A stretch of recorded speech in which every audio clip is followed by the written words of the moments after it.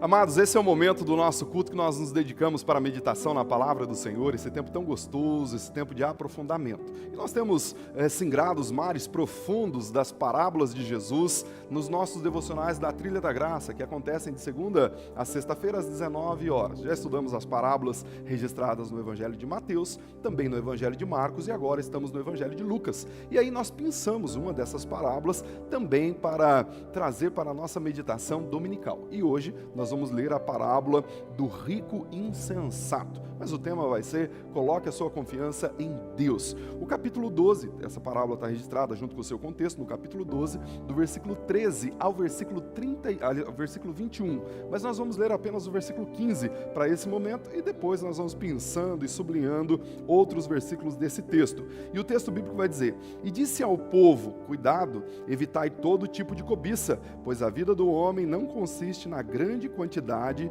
de coisas que ele possui.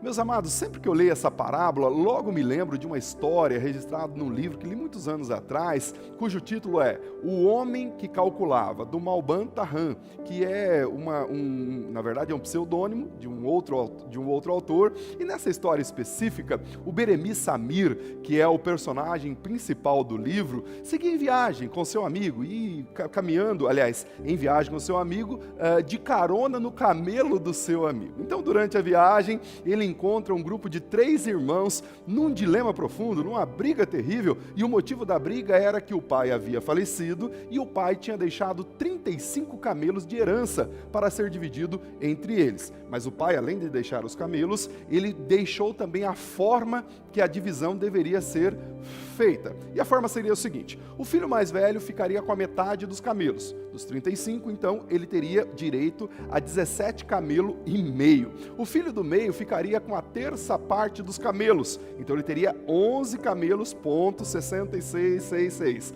O filho caçula ficaria com a nona parte dos camelos, isto é, 3 camelos, ponto 888. Bom, vocês perceberam que a conta não ficou inteira e, naturalmente, nenhum deles queriam fatiar um camelo ou o camelo que sobrou para dividir as suas partes. Então, Beremi Samir entrou ali na conversa a fim de ajudar na resolução do problema. E para isso, ele solicitou a ajuda do seu amigo, esse cujo qual ele estava de carona no seu camelo, e ele solicitou que o amigo o ajudasse emprestando o seu camelo. Ele pegou o camelo e colocou junto aos 35 camelos daqueles irmãos. Então, agora eles teriam 36 camelos para fazer a conta e fazer a divisão, e se tornou possível essa divisão. Então vejam só, o filho mais velho ficaria com a metade de 36 camelos, que seria 18 camelos. O filho do meio ficaria com a terça parte de 36 camelos, que é 12 camelos, ou que são 12 camelos. O filho caçula ficaria com a nona parte de 36, que são 4 camelos. Mas notem, ao final, totalizou aqui 34 camelos, e não 35 e nem 36, com o acréscimo desse último camelo colocado pelo Beremi Samir. Com isso, o homem que calculava convenceu os irmãos que desta forma eles teriam lucro, uma vez que cada um saiu com mais valor do que iniciou. E aí, movidos pela gratidão, os irmãos doaram 2 camelos para o Beremi Samir, que foi embora com o seu amigo, agora cada um montado no seu próprio camelo. Bom, eu sei que aqui houve um artifício matemático manipulado pelo Beramis para a solução do problema. Eu sei que também ele tirou alguma vantagem disso. Mas o caso em questão, que estimulou aqui a parábola de Jesus, a parábola que nós estamos lendo hoje, é bem parecido. Pois um jovem, um irmão, procura Jesus para a resolução de uma demanda judicial com o seu irmão. Ele julgava que o seu irmão estava o lesando. Mas é interessante como Jesus trata com esse tema, pois diferente do Beramis, que estava apenas interessado em resolver um problema matemático e no final acabou até lucrando, tirando algum lucro, Jesus, por outro lado, está interessado em promover vida e vida em abundância. Por isso ele usa essa situação para aplicar uma verdadeira lição naquele momento para o povo. Mas vamos à história então para termos o conteúdo dessa história. Um irmão que julgava estar sendo lesado procura Jesus. Nós não sabemos se esse irmão é o irmão mais novo ou o irmão mais velho, porém tudo indica que seria o irmão mais novo, pois parece que quem está liderando a partilha dos bens era o outro irmão, e essa era uma tarefa normalmente atribuída ao irmão mais velho. Vejam só, em Israel haviam leis muito bem definidas quanto a esse tipo de demanda. Por exemplo, Deuteronômio capítulo 21, Números capítulo 27, Números capítulo 36, ali existem todas as normativas para a divisão de uma herança. Mas era costumeiro em Israel, quando havia qualquer dificuldade legal ou de interpretação da lei, as pessoas levavam a sua causa a um rabi de confiança, e esse ajudava na resolução ou na solução daquele problema. E provavelmente esse jovem já havia ouvido falar de Jesus, de como ele era um habilidoso e justo rabino, como sempre julgava as coisas e as causas com toda a equidade, então ele não hesitou e ele leva a sua causa até Jesus. Mas vejam só no versículo 14, o versículo que antecede o versículo que lemos aqui, o texto vai dizer que Jesus ele diz: homem, se referindo ao jovem, quem me designou juiz ou árbitro em sua causa? Vejam só, o que estamos aqui deparando, o que estamos vendo aqui, é uma oposição de Jesus em atender o pedido deste jovem, pois isso, em certa medida, não fazia parte do escopo da missão de Jesus. Como eu já fiz referência aqui anteriormente, a maior missão de Jesus, ou a missão precípua de Jesus, era a proclamação da salvação. E ele também não tinha o menor interesse, Jesus, não tinha o menor interesse em usurpar a autoridade dos outros líderes religiosos, visto que essa era uma atribuição que competia a esses líderes ou aos rabinos, os líderes religiosos de então. Porém, provavelmente, a recusa inicial de Jesus residiu muito mais no fato de que esse jovem tinha apenas a cobiça e a ganância em seu coração. Ele não pensava em nada mais do que o seu quinhão na herança e no seu dinheiro. É o que William Hendricks, o autor que nós temos estudado ou usado para a reflexão dos nossos devocionais, vai dizer: não havia nada no coração desse jovem além da cobiça e da ganância e do desejo de pegar o seu quinhão da herança e o seu dinheiro. E novamente, Jesus, tinha muitas outras coisas mais altaneiras para fazer, porque ele veio para salvar almas. Então, efetivamente, ele não responde ao jovem, mas esse conteúdo apresentado por esse jovem, que é a cobiça, é um conteúdo em tudo pertinente e é pulsante no coração humano. Então, Jesus usa esse assunto para elaborar essa parábola que nós vamos ler agora, nós vamos pegar e pensar daqui para frente. E ele elabora essa parábola e faz uma aplicação visando alcançar todos que ali estavam, toda a multidão. Assim ele não estaria apenas resolvendo um problema ou uma demanda familiar por herança, mas exortando e admoestando toda uma multidão sobre o tema, sim, esse tema de maiúscula importância, que era o tema da cobiça. Além do que, o jovem que havia feito a questiúncula poderia aplicar o princípio aprendido para a resolução do seu problema. Então, versículo 15, que é o que nós lemos, Jesus vai dizer: tenham cuidado e não se deixem dominar por qualquer tipo de cobiça. Irmãos, essa palavra de Jesus, logo de início, deveria colocar o nosso coração sob vigilância. Sim, nós deveríamos ter, juntamente com a audiência, aquela audiência inicial, e o nosso coração hoje, precisaríamos fazer uma profunda reflexão sobre como estão os nossos corações nessa direção. Percebam que é o próprio Deus encarnado orientando-nos para fugir de qualquer tipo de cobiça, pois o cobiçoso quer sempre para si, ele quer sempre mais, ele nunca se sacia. O sujeito cobiçoso sente uma paixão avassaladora por posses materiais e normalmente ele ou ela também é avaro, ele não consegue pensar nos outros de maneira alguma. Esse tipo de pessoas, quando vai presentear, por exemplo, alguém, ele nunca faz com alegria, e quando faz, nunca dá coisas boas, mesmo podendo monetariamente falando. Bom, então, em outras palavras, o que Jesus está dizendo é: não se deixem escravizar por esse demônio. Eu não vou nem dizer Deus, mas por esse demônio, pois quando ele entra no coração de um homem, acontece o que o Provérbios, capítulo 30, versículo 15, vai dizer: a sanguessuga tem 2 filhas e se chamam Me dá e Me dá.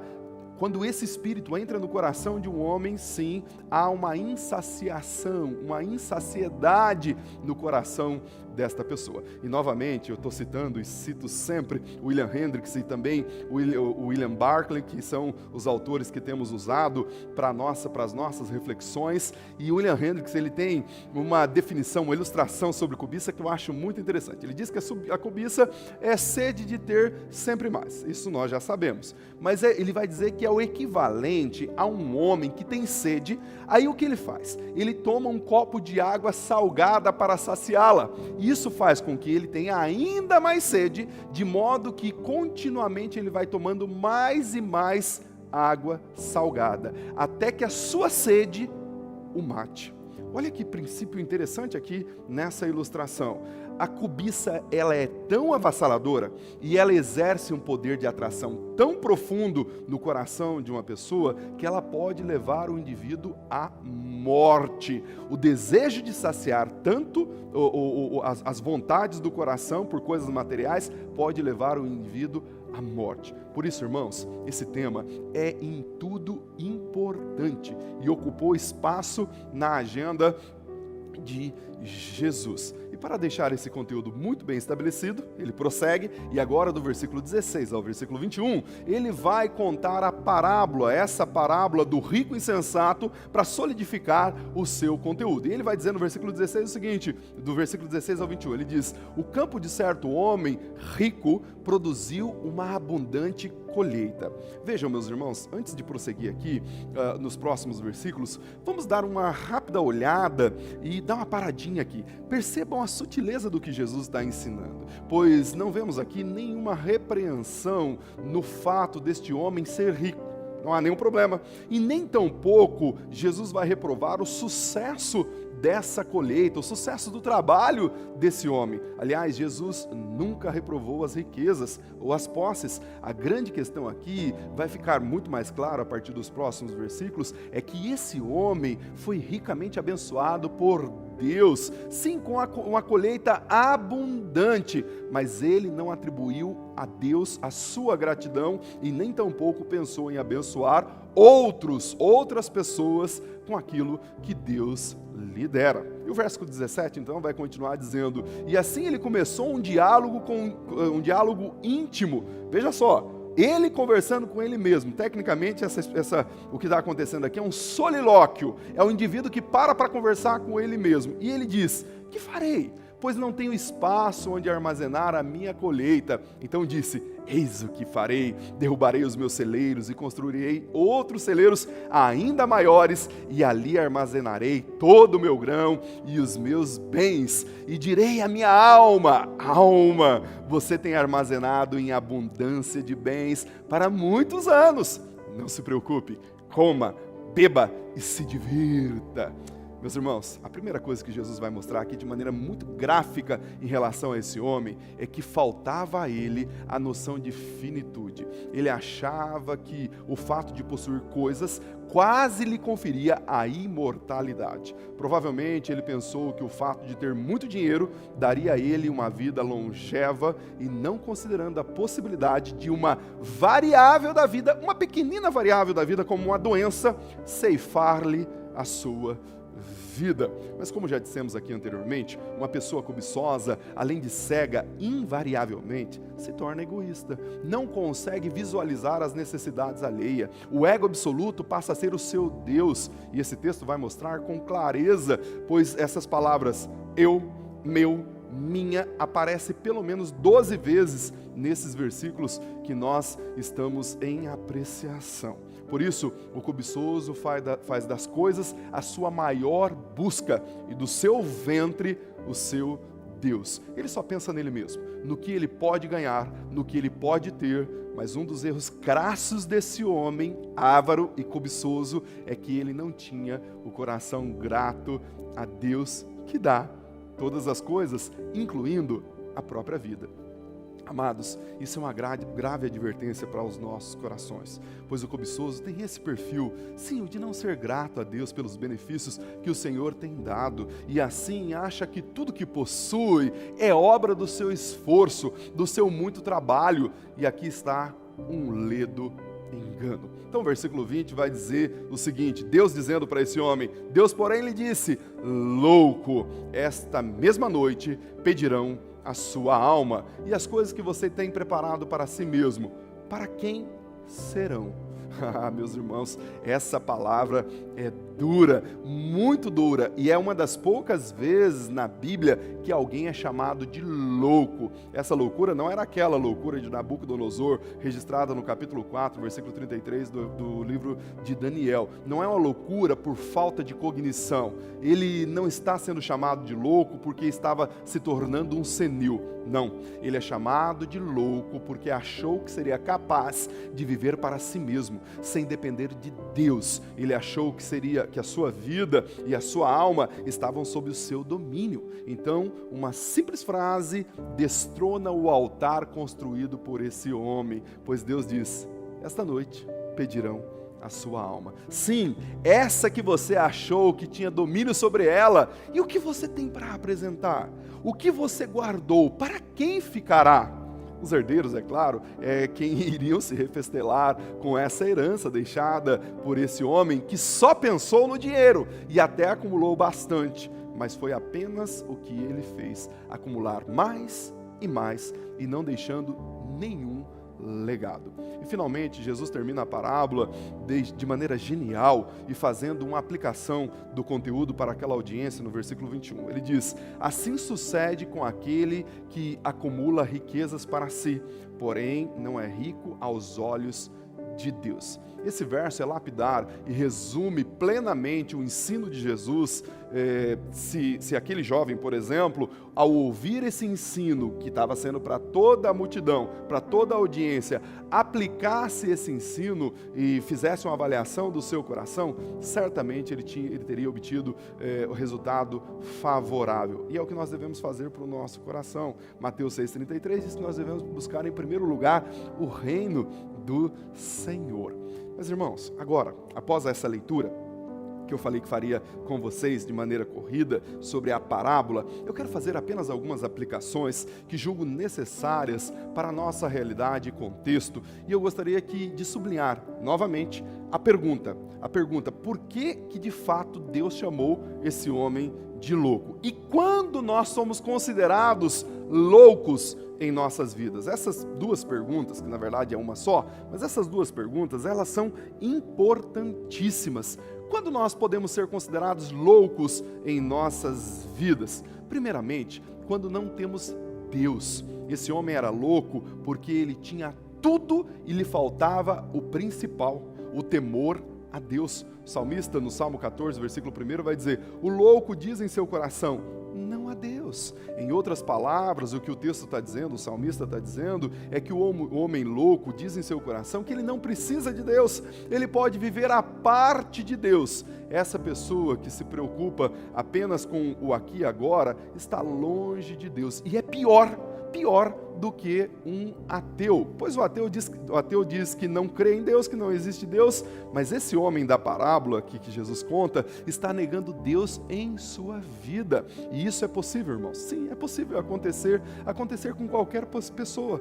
Podemos negar Deus com as nossas vidas, mesmo sendo pessoas ativas religiosamente falando, mas creia no seu coração, meu irmão e minha irmã, se tirar Deus da sua vida, ou se tirar Deus da vida de alguém, esse alguém se tornará um louco, e mais, ele será um verdadeiro ímpio, e daqui a pouco a gente trata desse conceito de impiedade. Será alguém vazio da vida de Deus, será, em última análise, novamente, um ímpio. Se olharmos atentamente, por exemplo, para esse homem aqui, ele parece ser um modelo, pois tudo o que ele tinha indicava que ele era um homem honesto, trabalhador, inteligente, bom administrador, bom líder, previdente, pois ele pensava no futuro. Ele tinha tudo ao seu favor, menos o fato de não colocar Deus na equação da sua vida. Ele esqueceu que é Deus quem faz o grão germinar, como aprendemos lá em Marcos capítulo 4, do versículo 28 em diante, que ele não colocou no seu coração que é Deus que manda a chuva, que mandou a chuva para a sua colheita, que é Deus que dá a saúde, que é Deus que dá a inteligência, enfim, que é Deus que está por trás de todo o sucesso humano, e daí se originava a sua loucura. Meus irmãos, se não levar a Deus em conta, se Deus não fizer parte da equação da sua vida e da minha vida, ele será, ou o homem será, considerado um ímpio e, por conseguinte, louco, pois uma vida vivida sem Deus é uma vida de verdadeira sandice. Segundo, nós podemos ser considerados loucos quando vivemos uma vida na mornidão espiritual, achando que estamos abastados de todas as coisas, e a comparação deste homem com a igreja de Laodiceia é quase que inevitável, pois Jesus diz a ele que ele era rico. Sim, e era inquestionável que esse homem era um homem rico, porém, o máximo que ele possuía era riqueza material. No fundo, ele era um pobre, era um miserável, pois assim como a igreja de Laodiceia, que era riquíssima e achava que não tinha falta de nada, e Jesus vai dizer para ela no capítulo 3, versículo 17 de Apocalipse: como dizes, rico sou, estou enriquecido, de nada tenho falta, e não sabeis que é desgraçado e miserável e pobre e cego e nu. Meus irmãos, olha que palavra profunda e tão pertinente. Esse homem, assim como essa igreja, nem sabiam, mas eles eram paupérrimos, eram verdadeiros miseráveis, pois tinham tudo o que o mundo podia oferecer, mas faltava-lhe tudo o que a vida de intimidade com Deus poderia garantir. Sim, a nossa vida no porvir só pode ser garantida a partir de uma vida de intimidade com Deus aqui. Não pode ser garantida com posses ou com coisas que eu venha a amealhar. Percebam como as riquezas ou os bens materiais sorrateiramente podem nos capturar o coração. Eles têm o poder de tirar uma pessoa do alvo, de olhar para Deus. E é possível que entremos nesse engodo e nem saibamos, pois esse Deus, o Deus Mamon, é sutilíssimo. Quando menos percebemos, estamos engodados e totalmente fisgados. Irmãos, mais uma vez, percebam que vamos frisar aqui que o problema não é o dinheiro ou as riquezas, e sim o amor a elas, a avareza, a cobiça. O apóstolo Paulo vai dizer em 1 Timóteo 6,10 que o amor ao dinheiro é a raiz de todos os males. Percebam que que alguém extremamente paupérrimo pode ser, do ponto de vista financeiro, pode ser considerado alguém muito rico para Deus. É o caso de Lázaro, lá na parábola do rico e de Lázaro. E se de fato esse indivíduo se arrepender, ele será rico para o Senhor. Ao ponto que alguém extremamente rico do ponto de vista material pode ser pobre e paupérrimo para Deus, se não perceber que o que possui é graça de Deus e não glorificá-lo com seus bens. Esse homem, aqui da nossa parábola, era um homem paupérrimo, porque não conseguiu capturar essa mensagem no seu coração. Então temos aqui a compreensão, ou melhor, quando temos a compreensão no nosso coração do cronista, lá em 1 Crônicas, capítulo 29, versículo 14, que ele diz assim: tudo vem de ti, e somente devolvemos o que veio das tuas mãos. Vejam, quando temos essa compreensão do cronista, nós fazemos a aplicação dos recursos vindos do Senhor para a sua glória. Sim, sempre para isso, abençoando vidas com aquilo que Deus tem nos dado, abençoando a nossa família, nos beneficiando dos benefícios do Senhor, mas também abençoando outras vidas. Amados, infelizmente, mas infelizmente mesmo, muitas vezes a ilusão transitória causada pelo dinheiro impede pessoas de se achegarem a Deus verdadeiramente, pois acreditam que a segurança do dinheiro será o suficiente. Mas infelizmente, naquele dia final, o dinheiro não poderá ajudar em nada. Terceiro lugar, nós seremos considerados loucos se acharmos que possuímos alguma coisa por nós mesmos. Paulo vai dizer que ele nada tinha nada do que ele possuía era dele, se não fosse antes concedido pelas mãos do Senhor. Esse homem, por outro lado, aqui da nossa parábola, esqueceu de tudo. Aliás, esqueceu que tudo, absolutamente tudo, vem de Deus. Desde o ar que ele respira, o ar que você respira, o fôlego de vida da sua alma. Sim, ele esqueceu de tudo isso. Provavelmente porque não entendeu que isso vinha do trono de Deus. Foi que ele usou, pelo menos 12 vezes, as palavras eu, meu e minha. Ele falhou frontalmente em reconhecer a vontade e a origem de todas as coisas. Meus irmãos, aqui está uma advertência para nós. Nós temos reconhecido os benfazejos do Senhor sobre as nossas vidas? Será que temos sido servos fiéis nessa direção? Finalmente, lemos a condenação desta loucura, quando o texto diz no verso 20, louco, esta noite pedirão a tua alma. E o que tens preparado, para quem será? Infelizmente, ele não terá tempo para desfrutar das suas riquezas, ou das riquezas que ele amealhou, pois já naquela noite mesmo, a Bíblia está dizendo que aquilo que ele tanto se vangloriou, não seria de uso dele, pois aconteceria o seu próprio funeral. Os maiores e mais nababescos desejos das festas que ele possuía, que ele desejava ter, ficou para trás. E agora ele verá diante de si o justo juiz e terá de prestar contas como ele viveu aqui na terra, de como ele usou os recursos a ele confiado, de como se relacionou ou deixou de se relacionar com Deus. É o dia de dizer o que tens preparado, para quem vai ficar. Percebam que a vida terrena, cegada pelas riquezas, ofuscou a sua visão de vida eterna. Greg Burman, que é um dos autores também que temos usado para as nossas reflexões, faz uma interessante comparação entre o homem rico dessa parábola e o rico e o Lázaro, lá de Lucas, no mesmo livro, Lucas capítulo 16, versículo 19, do 19 ao 31. E percebam que essa comparação que ele vai fazer nos mostra que nos dois casos, a única coisa que esses homens possuíam era o dinheiro. Nada mais. Eles não tinham nem nome na parábola. Ambos estão deixando para trás absolutamente tudo, absolutamente tudo o que possuía, e nada levavam para além do caixão, absolutamente nada. É isso mesmo, nada levaremos, porque eles não se preocuparam com a vida eterna aqui, apenas com o efêmero. Eles agora estão partindo sem o dinheiro e não podendo comprar aquilo que é o mais importante. A salvação não é um desses itens que eles podiam comprar com o dinheiro. E o final da história dos dois é idêntico.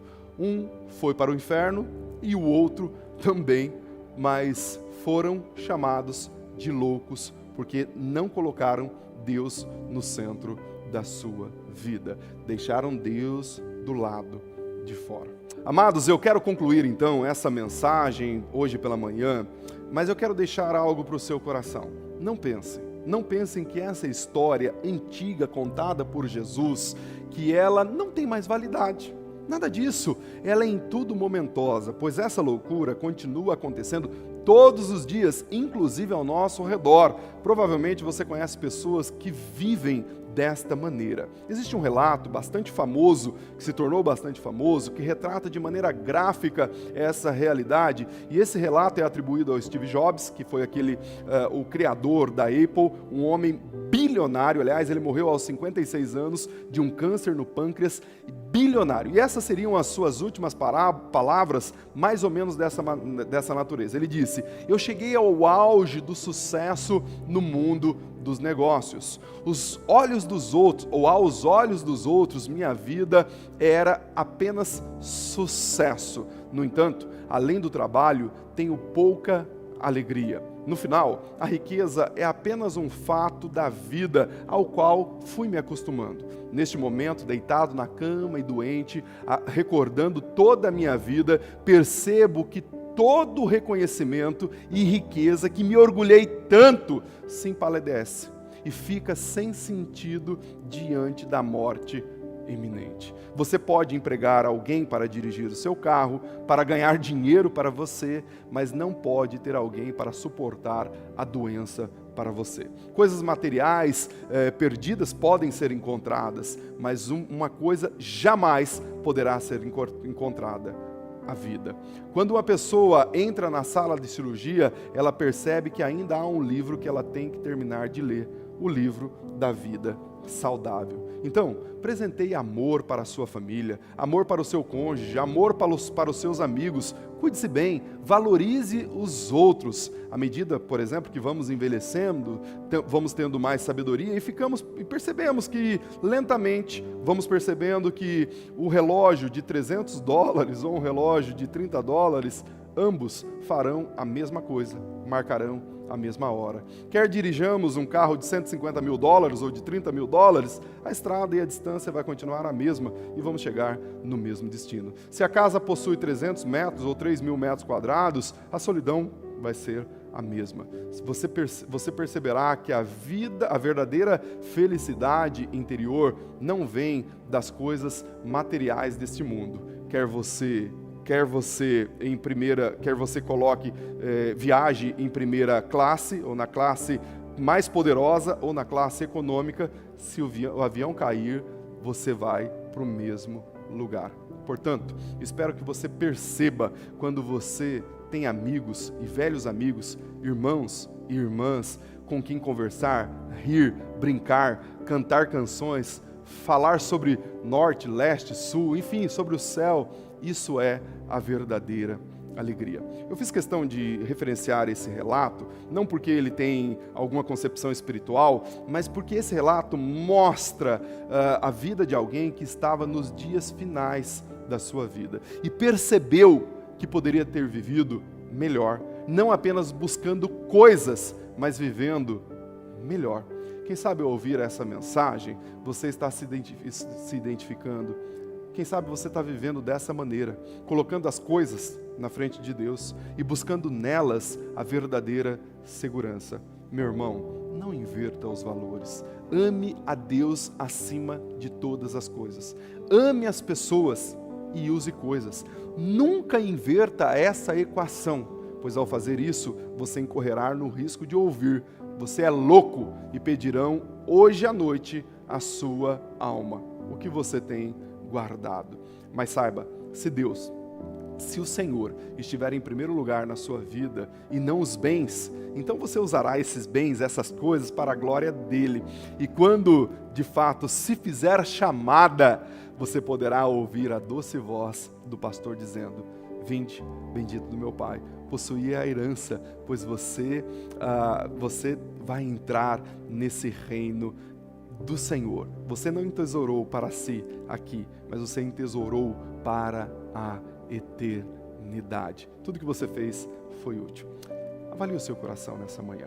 Como está o seu coração? Será que eu tenho vivido para a glória do Senhor? Será que eu tenho colocado a minha confiança em Deus ou nas coisas? Ou na colheita? No caso desse homem, na colheita. Mas se nós não estamos num contexto rural, então, no que você tem colocado a sua confiança? Num casamento? Num filho? No recurso? Na conta bancária? No emprego? No concurso? Em que você tem colocado a sua confiança? A Bíblia diz que se a sua confiança estiver em qualquer coisa que não for o Senhor, você vai naufragar. Mas se você avaliar o seu coração hoje pela manhã, você poderia colocar a sua confiança no Senhor. Deixe Ele ser o Deus da sua vida, em nome de Jesus.